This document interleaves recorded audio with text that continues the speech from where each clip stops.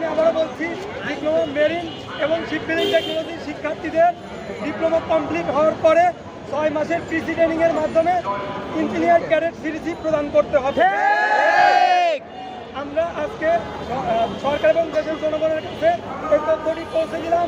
আমাদের দাবিগুলো যদি অতি দ্রুত মেনে নেওয়া হয়, তাহলে আমরা অতি দ্রুত এর থেকে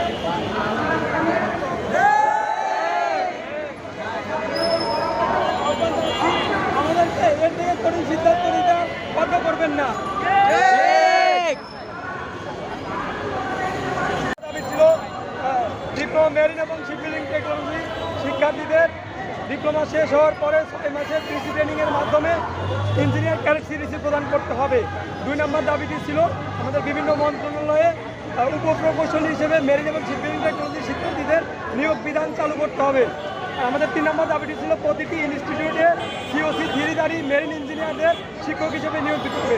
আমাদের 3 দফা দাবি থাকলেও এখন আমাদের মূল দাবি একটাই, সেটা হলো আমাদের ইঞ্জিনিয়ার ক্যাডেট সিরিজ প্রদান করতে হবে।